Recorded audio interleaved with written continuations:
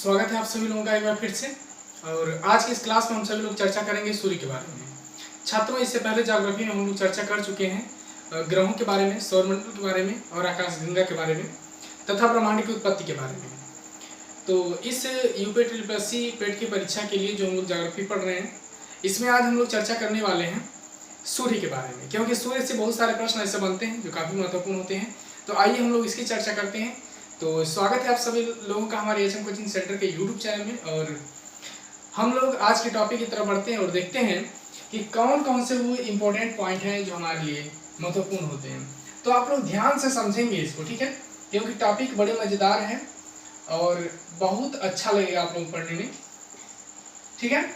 सूर्य के बारे में बच्चों एक चीज़ ध्यान देना कि हमारे चैनल पे प्लेलिस्ट में जा करके जो ज्योग्राफी की प्लेलिस्ट है और यूपीएससी का स्पेशल प्लेलिस्ट मैं बना दिया हूँ, जिसमें बहुत सारे मटेरियल उसके डाले जा रहे हैं। आप लोग जा करके वहाँ से पूरा मैटर नोट करेंगे, ठीक है ना, और फिर अपनी तैयारी को थोड़ा और अच्छा बनाएंगे आप लोग, ठीक है।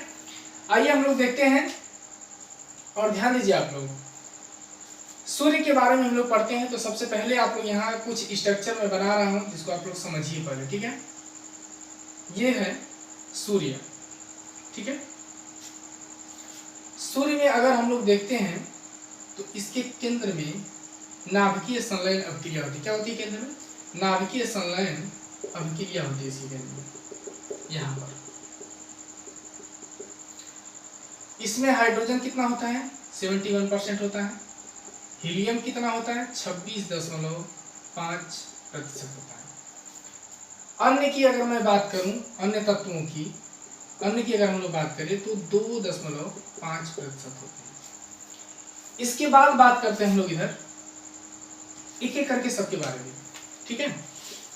और एक चीज ध्यान, आप लोग स्ट्रक्चर को जरूर बना लो, जितने भी बच्चे हो स्ट्रक्चर को आप लोग बनाइए और इस वीडियो को 2-4 सेकंड का टाइम देकर के शेयर कर दीजिए आप लोग, ज़्यादा से ज़्यादा, ठीक है ना, क्योंकि बहुत सारे बच्चे तैयारी करने वाले हैं जिनको वीडियो मिल जाए। आइए टॉपिक की तरफ हम लोग बढ़ते हैं। ये सूर्य क्या है? सबसे पहली बात ये होती है कि आखिर ये सूर्य है क्या, जिसे हम लोग रोज रोज देखते हैं, जो हमको प्रकाश देता है, हमारे वनस्पति जगत को प्रकाश देता है, जीव जंतुओं को प्रकाश देता है, सबको ऊर्जा देता है, वो आखिर है क्या? तो ध्यान दो बच्चों, यह एक तारा है। सूर्य क्या है? यह एक तारा है। इस बात को ध्यान रखना। और जितने भी बच्चे ज्योग्राफी पढ़ रहे हो जान लो कि सूर्य एक तारा है और तारों में अपना खुद का प्रकाश होता है। वो किसी के प्रकाश से चमकते नहीं, अपने प्रकाश से चमकते हैं। और वो प्रकाश आता कहाँ से है? तो वो प्रकाश आता है तारों में नाभिकीय संलयन अभिक्रिया के द्वारा। नाभिकीय संलयन अभिक्रिया के द्वारा, यानी कि नाभिकीय संलयन अभिक्रिया के कारण जो है तारे प्रकाशमान होते, अरे तारे जो होते हैं ऊर्जा का उत्सर्जन करते हैं। अभी हम लोग देखेंगे इसमें आगे। आइए हम लोग सूर्य के बारे में देखते हैं। देखिए, सूर्य हमारे सौर मंडल का प्रधान जनक या मुखिया तारा कहा जाता है, मुखिया कहा जाता है, ठीक है। यानी कि हमारी गैलेक्सी में, हमारी आकाश गंगा में 100 अरब तारों में से एक सूर्य भी है, ठीक है, जिसे हम लोग अपने सौर मंडल का प्रधान जनक या मुखिया कहते हैं।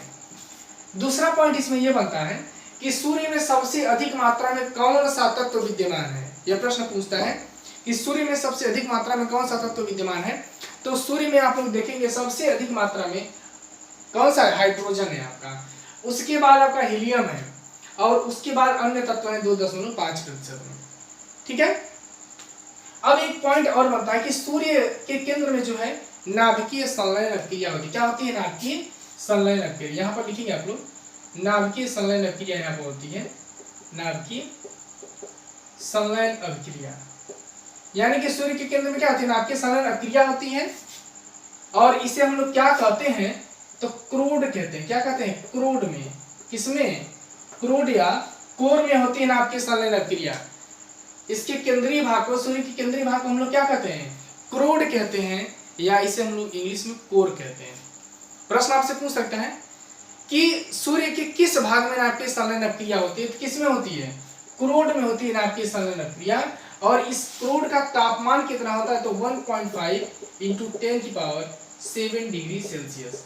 इसे नोट कर लीजिएगा कि क्रूड का जो तापमान होता है वह 1.5 × 10⁷ डिग्री सेल्सियस होता है, ठीक है।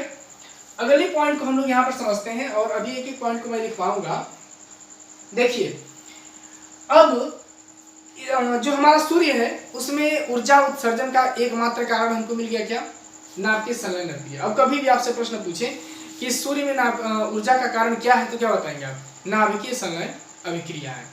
दूसरे पॉइंट की तरफ हम लोग बढ़ते हैं, तो ध्यान दो आप सभी लोग, सूर्य में सबसे अधिक मात्रा में क्या है? तो हाइड्रोजन है, और उससे कम मात्रा में क्या है आपका? हीलियम है। यहाँ पर लिख लेंगे आप लोग कि सूर्य में सर्वाधिक मात्रा में क्या है आपका? हाइड्रोजन है। सर्वाधिक मात्रा में हाइड्रोजन है, और इससे कम क्या है? हीलियम है आपका। यानी कि सबसे अधिक मात्रा में हाइड्रोजन है। अगला पॉइंट यहाँ पर ये बनता है कि सूर्य के बाहरी सतह का तापमान, यानी कि ये जो बाहरी सतह है सूर्य का, इसका तापमान क्या होता है? यहाँ पर एक चीज और बना लेगा, आकृति यहाँ पर दिखाई देती है जिसे हम लोग कहते हैं सौर कलंक। क्या कहते हैं इसको? सौर कलंक हम लोग कहते हैं, ठीक है ना। यहाँ पर आकृति नजर आती है हमको, इसे हम लोग क्या कहते हैं? सौर कलंक। इसके बारे में भी अभी हम लोग पढ़ेंगे। देखिए, अब ध्यान दीजिए कि सूर्य की बाहरी सतह का तापमान कितना होता है। यह प्रश्न पूछता है कि सूर्य के बाहरी सतह का तापमान कितना होता है। तो सूर्य के जो बाहरी सतह का तापमान होता है ना, ये तापमान होता है आपका 6000 डिग्री सेल्सियस। कितना होता है? बाहरी सतह का तापमान। यहाँ पर लिखेंगे आप लोग, बाहरी सतह का तापमान, यानी कि सूर्य के बाहरी सतह का तापमान कितना होता है? 6000 डिग्री सेल्सियस होता है। कितना होता है? 6000 डिग्री सेल्सियस होता है। अगला पॉइंट यहाँ पर एक और भी बनता है। देखिए, सूर्य के बारे में थोड़ी सी बात और जान लीजिए आप लोग कि सूर्य भी चक्कर करता है। किसका चक्कर करता है? तो ये गैलेक्सी का चक्कर करता है, और हमारी गैलेक्सी के केंद्र के चारों तरफ ये चक्कर लगाता है। यह 250 किलोमीटर प्रति सेकंड की स्पीड से हमारी आकाशगंगा के केंद्र का चक्कर करता है सूर्य। नोट करिएगा इसको। अगला पॉइंट यहाँ पर ये बनता है, देखिए, इसकी जो एक परिक्रमा, यानी कि एक चक्कर पूरा करने की जो अवधि है इसकी, वो 22.5 से लेकर के 25 करोड़ वर्ष है आपका, जिसे हम लोग एक ब्रह्मांड वर्ष भी कहते हैं। ठीक है, ये सूर्य के चक्कर करने की एक जो है समय है आपका। अगला प्रश्न की हम लोग बात करते हैं। इस सूर्य के बाहरी सतह का तापमान 6000 डिग्री सेल्सियस है। सूर्य का जो भाग हमको प्रकाश देता है, यानी कि सूर्य का वह भाग जो हमको प्रकाश देता है, उसे हम लोग क्या कहते हैं? तो उसे हम लोग प्रकाश मंडल कहते हैं। और ध्यान दीजिएगा, प्रकाश मंडल के किनारे का भाग जो होता है वो प्रकाश नहीं देता है। कारण ये है आपका कि उसके किनारे का भाग प्रकाश इसलिए नहीं हमको देता है क्योंकि सूर्य में इतना अधिक गुरुत्वाकर्षण बल है कि उसे सोख लेता है, और सोख लेने के कारण उसके किनारे के भाग प्रकाशमान नहीं होते हैं। ठीक है, ये जो इसमें थोड़ी सी स्पॉटिंग दिखाई देती है, सूर्य में कालापन दिखाई देता है, उसे हम लोग क्या कहते हैं? तो सूर्य में जो कालापन दिखाई देता है उसे हम लोग कहते हैं सौर कलंक। अब सौर कलंक होती क्या है? तो ध्यान दीजिए आप लोग, सूर्य में जो होती है, सूर्य से ज्वालाएं उत्पन्न होती हैं, बहुत अधिक मात्रा में कहते हैं ज्वालाएं उत्पन्न होती हैं, और किसी भाग से वो ज्वालाएं उत्पन्न होती हैं चूंकि, तो किसी एक भाग से बहुत अधिक मात्रा में ज्वालाएं बाहर निकल जाती हैं सूर्य की सतह से। और जब वो ज्वालाएं बहुत अधिक मात्रा में बाहर निकल जाती हैं तो ये भाग जो होता है ये थोड़ा खोखला हो जाता है, और खोखला होने के कारण ये ब्लैक दिखाई देने लगता है, जिसे हम लोग क्या कहते हैं? सौर कलंक कहते हैं। इस सौर कलंक की एक अवधि होती है, कितने वर्षों की? 22 वर्षों की इसकी अवधि होती है।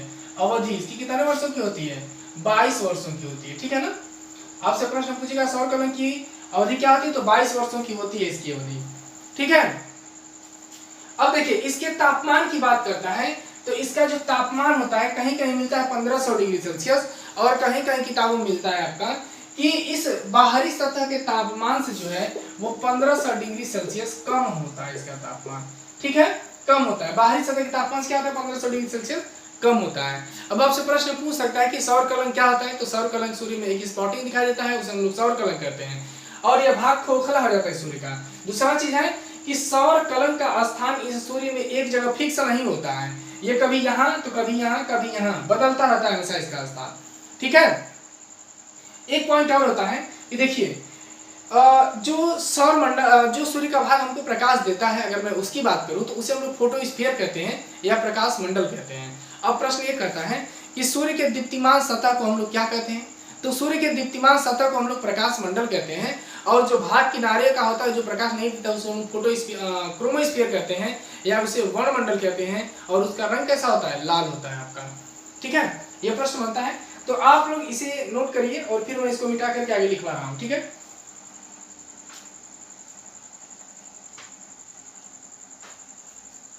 चलिए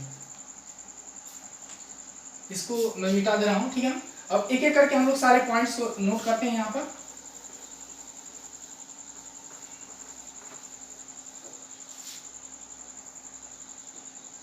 इस केंद्रीय भाग का नाम मैं इधर लिख दे रहा हूं, बच्चे लिख लेंगे जो लोग नहीं लिखे हैं। ये है आपका क्रोड, क्या है, क्रोड है, और यहीं पर नाभिकीय संलयन अभिक्रिया होती है, नाभिकीय संलयन अभिक्रिया, इसे नोट कर लीजिएगा। इसका तापमान क्या होता है, 1.5 इंटू 10 की पावर 7 डिग्री सेल्सियस, यानी कि 1.5 इंटू 10 की पावर 7 डिग्री सेल्सियस इसका तापमान होता है। ठीक है ना, चलिए एक एक पॉइंट को हम लोग यहाँ पर सूर्य के बारे में लिखते चलते हैं। ठीक है ना,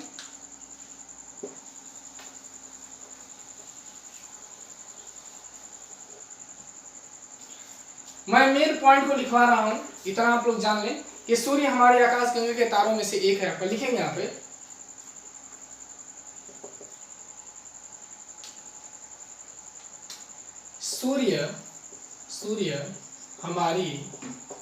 सूर्य हमारी आकाश गंगा के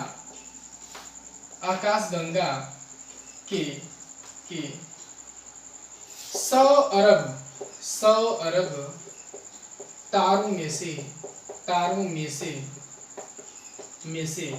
एक है। यानी कि सूर्य हमारी आकाश गंगा के 100 अरब तारों में से क्या है, एक है, और जिसे हम लोग क्या कहते हैं, जिसे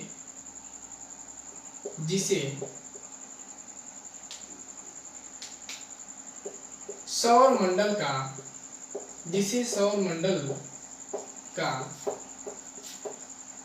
प्रधान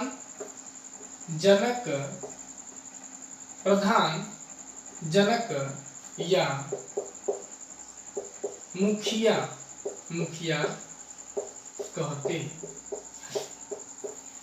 यानी कि सूर्य को हम लोग प्रधान जनक या मुखिया कहते हैं अपने सौर मंडल का। ठीक है ना, अगली बात हम लोग करते हैं यहाँ पे, नोट करिएगा इसको भी। अब यहां पर आप लोग देख सकते हैं कि हाइड्रोजन कितना है, 71%, यानी कि सूर्य में सर्वाधिक मात्रा में हाइड्रोजन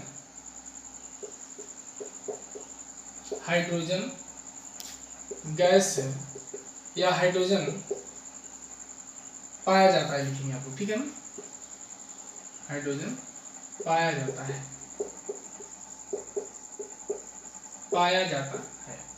इसके बाद क्या है, हीलियम है। अब यहाँ पर देखिए 26.5% क्या है, हीलियम है। हाइड्रोजन कितना प्रतिशत है आपका, तो यहाँ पर मैं ब्रैकेट में लिख दें 71%, 71%, और हीलियम की मात्रा 26.5%। नोट कर लेंगे आप लोग, ये प्रश्न पूछता है। ठीक है, अब देखिए यही हाइड्रोजन हीलियम में बदलता है तो सूर्य में क्या होती है, ऊर्जा उत्पन्न होती है। तो यहाँ पर एक पॉइंट और भी आप लोग बना लेंगे कि सूर्य में ऊर्जा का कारण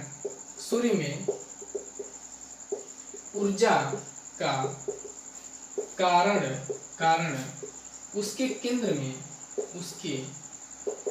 केंद्र में होने वाली नाभिकीय संलयन अभिक्रिया है। नाभिकीय संलयन अभिक्रिया है, इसे नोट करिए आप लोग कि सूर्य में ऊर्जा का कारण क्या है, उसके केंद्र में होने वाली नाभिकीय संलयन अभिक्रिया है। नोट करिए, फिर आगे बढ़ते हैं हम लोग।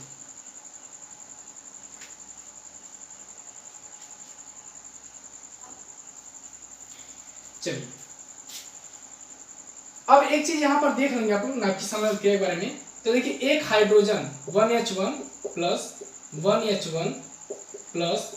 1H1 मिलके क्या बनता है, यानी कि 1H1 और 1H1 मिलके क्या बनता है, 2He4 प्लस इसमें क्या विमुक्त होती है, ऊर्जा। क्या निकलता है इसमें से? ऊर्जा। यानी कि इस पॉइंट को आप लोग जरूर नोट करेंगे, आपका 1H1 और 1H1 यानी कि हाइड्रोजन के एक नाभिक और हाइड्रोजन के एक नाभिक मिलकर के क्या बनाते हैं? एक हीलियम का नाभिक बनाता है, ठीक है, और इससे अपार मात्रा में ऊर्जा क्या होती है? उत्पन्न होती है।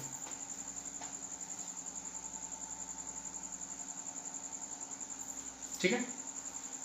एक बात और कि नाभिकीय संलयन अपक्रिया हम लोग किससे करते हैं? तो नाभिकीय संलयन अपक्रिया उस अपक्रिया करते हैं जिसमें दो छोटे नाभिक मिलकर के एक भारी नाभिक का क्या करते हैं? निर्माण करते हैं। और ब्रह्मांड में दो तरह से ऊर्जा भी उत्पन्न की जा सकती है, एक विखंडन अपक्रिया और एक नाभिकीय संलयन अपक्रिया। ठीक है, चलिए इसको मिटा दिया हमने, फिर आगे बढ़ते हैं हम लोग।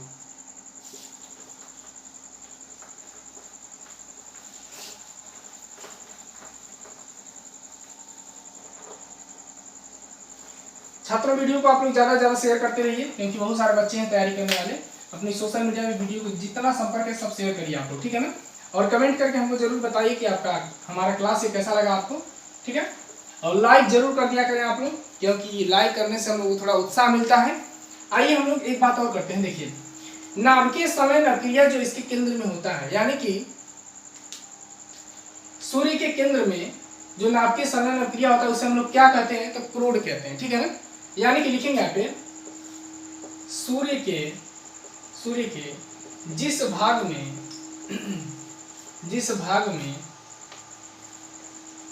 नाभिकीय संलयन अभिक्रिया होती है उसे क्रोड या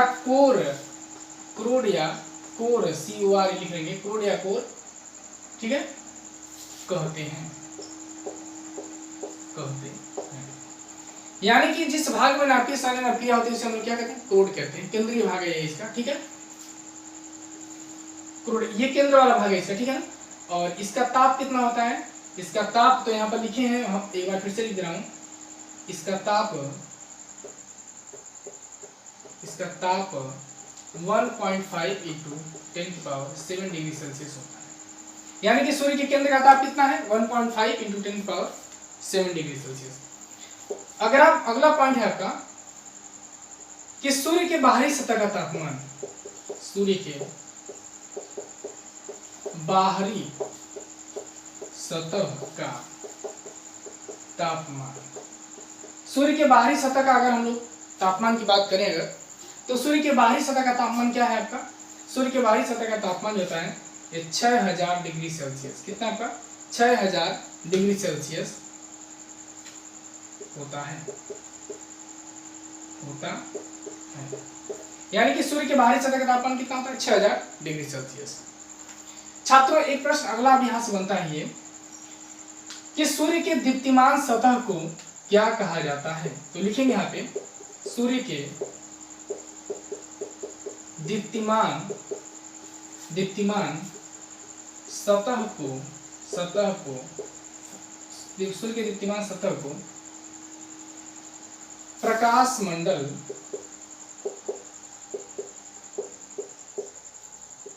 मंडल ब्रैकेट में लिखेंगे फोटोस्फीयर।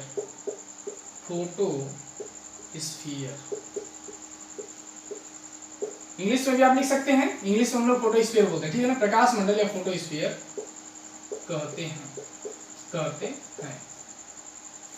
यानी कि सूर्य के दीप्तिमान सतह को प्रकाश मंडल या फोटोस्फीयर कहते हैं। अब एक प्रश्न और, प्रकाश मंडल के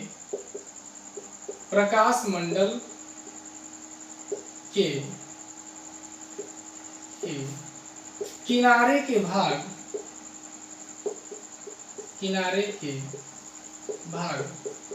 प्रकाशमान नहीं होते हैं। प्रकाशमान नहीं होते हैं, उसे वर्णमंडल कहते हैं। वर्णमंडल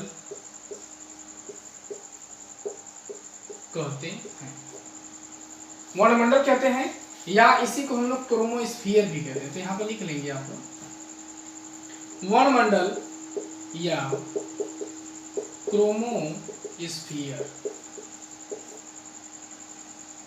अब एक चीज ध्यान रखना सभी लोग, कि प्रकाश मंडल को फोटोस्फीयर और वर्णमंडल को क्रोमोस्फीयर कहते हैं, ठीक है ना। यानी कि प्रकाश मंडल के किनारे का भाग जो प्रकाश नहीं देता उसे क्या कहते हैं, तो उसे हम लोग वर्णमंडल या क्रोमोस्फीयर कहते हैं। इसका रंग लाल होता है। कैसा होता है? लाल होता है। यानी कि वर्णमंडल का रंग कैसा होता है? लाल होता है, ठीक है। इसे नोट करिए, आप लोग पूरा पॉइंट नोट करिए।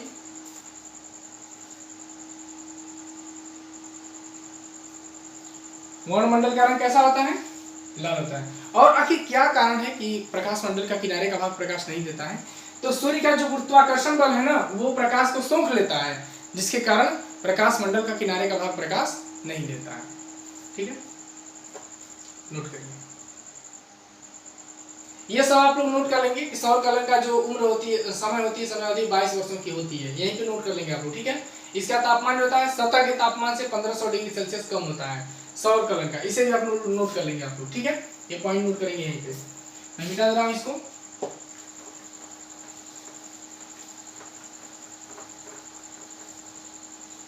छात्रों, वीडियो को आप लोग ज्यादा से ज्यादा शेयर करते रहिए, ठीक है। और यदि आप चैनल पे पहली बार वीडियो को देख रहे हैं, चैनल पे नए हैं, तो हमारी अगली वीडियो पाने के लिए आप चैनल को सब्सक्राइब करें और बेल आइकन को जरूर दबा लें, तभी आपको हमारा अगला वीडियो प्राप्त हो पाएगा, ठीक है ना। अगली वीडियो पाने के लिए आप लोग नोटिफिकेशन ऑन कर लें, बेल आइकन दबा लें, ठीक है। आइए अगले प्रश्न की तरफ हम लोग बढ़ते हैं और देखेंगे आपका सूर्य की एक बात और होती है कि सूर्य के प्रकाश को पृथ्वी तक पहुंचने में कितना समय लगता है। तो सूर्य के प्रकाश को पृथ्वी तक पहुंचने में जो है, लिखेंगे आपका सूर्य के प्रकाश को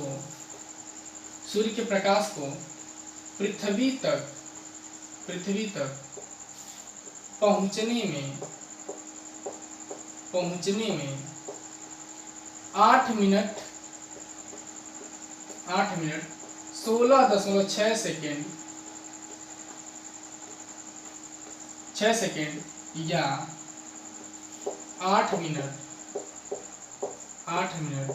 20 सेकेंड का समय लगता है। देखिए अब यहाँ दो ऑप्शन मिल गए आपको। ये दोनों ऑप्शन एक साथ पेपर में नहीं होंगे, जब भी होंगे तो एक होगा। कारण ये है कि ये सूर्य जो है, पृथ्वी सूर्य का चक्कर दीर्घवृत्तीय कक्षा में करती है, जिसके कारण जो है कभी सूर्य के नजदीक तो कभी सूर्य से दूर हो जाती है। जब वो दूर होती है तो सूर्य के प्रकाश को आने में 8 मिनट 20 सेकंड लगता है, और जब नजदीक होती है तो 8 मिनट 16.6 सेकंड का समय लगता है, ठीक है। अब एक सबसे महत्वपूर्ण प्रश्न यहाँ पर बनता है कि पूर्ण सूर्य ग्रहण के समय सूर्य के जिस भाग से प्रकाश उत्पन्न होता है उसे हम लोग क्या कहते हैं। तो लिखेंगे आप लोग यहाँ पे पूर्ण सूर्य ग्रहण के समय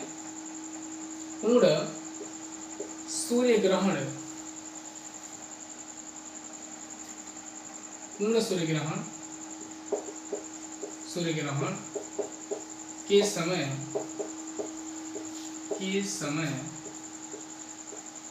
सूर्य के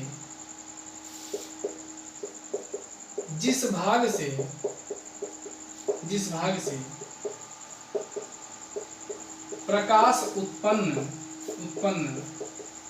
होता है उसे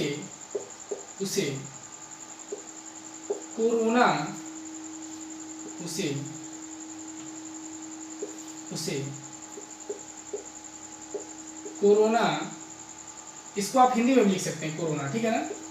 कोरोना यहां मैं लिख दे रहा हूं हिंदी में, उसे कोरोना या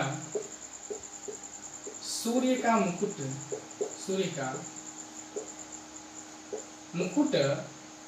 कोरोना सूर्य का मुकुट या सूर्य किरीट कहते हैं। यानी कि पूर्ण सूर्य ग्रहण के समय, जब सूर्य ग्रहण पूर्ण होता है तो सूर्य के किनारे का जो भाग होता है ना, वहां से प्रकाश उत्पन्न होता है, ठीक है। और पूर्ण सूर्य ग्रहण के समय जब किनारे के भाग से प्रकाश उत्पन्न होता है तो उस भाग को हम लोग क्या कहते हैं, तो उसे हम लोग कोरोना कहते हैं, या सूर्य का मुकुट कहते हैं, या सूर्य किरीट हम लोग कहते हैं। और इसी भाग से यहाँ लिख लेंगे, और इसी भाग से इसी भाग से एक्सरे उत्पन्न होती है, ठीक है ना। इसी भाग से क्या उत्पन्न होती है आपका, इसी भाग से एक्सरे उत्पन्न होती है। एक्सरे जो किरण होती है, एक्सरे उत्पन्न होती है। प्रश्न पूछता है कि सूर्य के किस भाग से जो है एक्सरे उत्पन्न होती है आपका, तो कोरोना से या सूर्य किरीट से जो है वो एक्सरे उत्पन्न होती है पूर्ण सूर्य ग्रहण के समय। इसी कारण पूर्ण सूर्य ग्रहण के समय हमें कोई भी चीज नहीं खाना चाहिए, या सूर्य ग्रहण के समय हमें कोई चीज नहीं खाना चाहिए, ठीक है। इसे नोट करिए आप लोग, फिर आगे बढ़ते हैं लोग।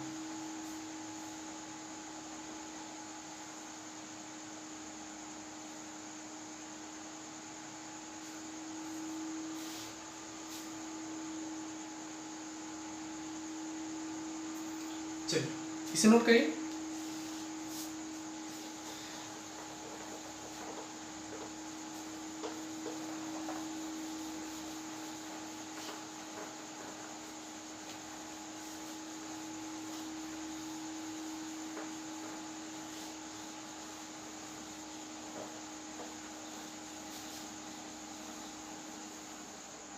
चलिए एक पॉइंट और है आपका कि खगोलीय एकक, खगोलीय एकक किसे कहते हैं, खगोलीय एकक, ठीक है। खगोलीय एकक किसे कहते हैं, तो एक बात ध्यान रखो आप लोग कि खगोलीय एकक जो है वो पृथ्वी और सूर्य के मध्य की औसत दूरी को खगोलीय एकक कहते हैं। औसत दूरी को खगोलीय एकक कहते हैं। यानी कि पृथ्वी और सूर्य के मध्य की जो औसत दूरी है उसे हम लोग खगोलीय एकक कहते हैं। और ये औसत दूरी आप जानते हैं कि 14.96 करोड़ किलोमीटर होती है। खगोलीय एकक जो है ये लंबाई मापने की एक इकाई है। आप इसे बोल सकते हैं कि लंबाई मापने की एक इकाई है जो पृथ्वी और सूर्य के मध्य की जो है औसत दूरी के बराबर होती है, ऐसा आप बोल सकते हैं, ठीक है। तो छात्रों आज की इस क्लास में सूर्य के सारे मैटर को हम लोगों ने हल किया, और ये जितने भी पॉइंट्स आप लोगों ने पढ़े ये सभी पॉइंट्स से परीक्षा में प्रश्न बनते हैं, और बस इतने ही पॉइंट से बनते भी हैं। सूर्य से संबंधित जब भी प्रश्न बनेगा आपका तो इतने ही पॉइंट से बनेगा आपका, ठीक है। इसके बाद आगे अभी हम लोग सूर्य ग्रहण के बारे में पढ़ेंगे, चंद्र ग्रहण के बारे में पढ़ेंगे, उसको हम लोग एक क्लास में आगे डिटेल चर्चा करेंगे। आप ध्यान दीजिए कि जो नेक्स्ट क्लास होगी, जो नेक्स्ट वीडियो होगी, उसमें हम सभी लोग सभी ग्रहों के बारे में एकदम डिटेल पढ़ेंगे, ठीक है। तो आप सभी लोग तैयार रहिएगा अगली क्लास के लिए। उसमें हम सभी लोग ग्रहों के बारे में पढ़ेंगे, ग्रहों की पूरा डिटेल चर्चा करेंगे हम लोग, और जितने भी इंपॉर्टेंट प्रश्न उनसे बनते हैं उसके बारे में हम लोग चर्चा करेंगे। इसके बाद सौर मंडल के टॉपिक आप लोगों की कंप्लीट हो जाएगी। फिर इससे संबंधित होने वाले जो प्रश्न है, बनने वाले जो प्रश्न है, उसको मैं करवा दूंगा। ये टॉपिक पूर्ण रूप से आप लोगों की तैयार हो जाएगी, ठीक है। तो अब हमको आप सभी लोग इजाजत दीजिए, फिर मिलेंगे आपसे अगली क्लास में कुछ और भी नए मैटर के साथ। तब तक के लिए धन्यवाद।